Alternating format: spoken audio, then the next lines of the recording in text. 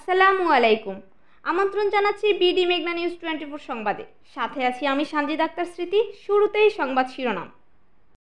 চট্টগ্রামের 12 আউলিয়া ডিগ্রি কলেজের ad hoc committee গঠন করা হয়েছে।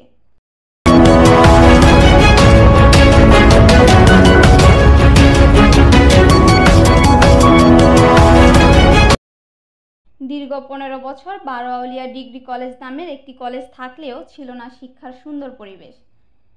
দীর্ঘ 15 বছর যারা পরিচালনা কমিটিতে ছিল তারা শিক্ষার পরিবেশ সৃষ্টি না করে রাজনৈতিক অঙ্গন সৃষ্টি করেছে। অবশেষে পূর্বের কমিটি ভেঙে দিয়ে 24 সেপ্টেম্বর একটি অ্যাডহক কমিটির অনুমোদন দিয়েছে জাতীয় বিশ্ববিদ্যালয়।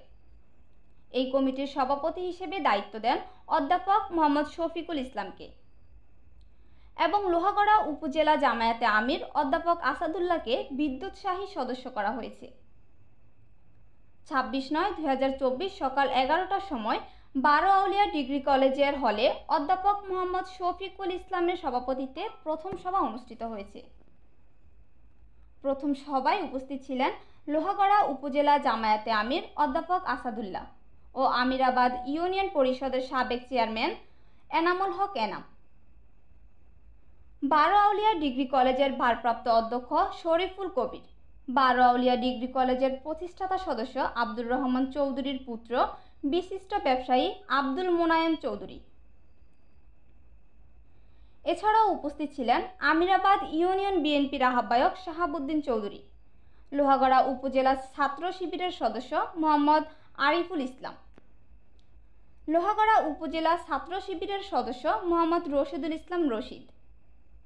আরও উপস্থিত ছিলেন জাহাঙ্গীর আলম তালুকদার, আমিরাবাদ ইউনিয়ন পরিষদের সদস্য নেজামুদ্দিন প্রকাশ, মোহাম্মদ নাসির, মোহাম্মদ সায়েম চৌধুরী, মোহাম্মদ তফসির, মোহাম্মদ মিজানুর রহমান সহ ছাত্রছাত্রীদের অভিভাবক, সুশীল সমাজ ও বৈষম্য বিরোধী ছাত্র সমাজ। চট্টগ্রাম থেকে কামরুল ইসলামের পাঠানো তথ্যচিত্রে দেখুন বিস্তারিত।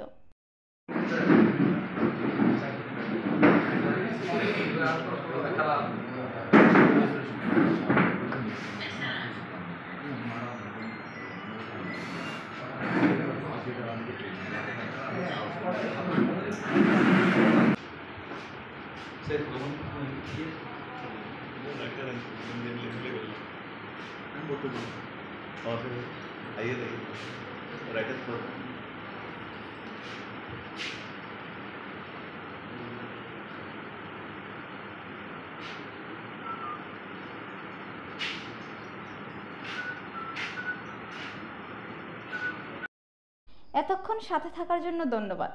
আমাদের বিডি মেঘনা নিউজ 24 ইউটিউব চ্যানেলটি সাবস্ক্রাইব করুন এবং পেজটি লাইক, কমেন্ট, শেয়ার করে সবাইকে দেখার সুযোগ করে দিন।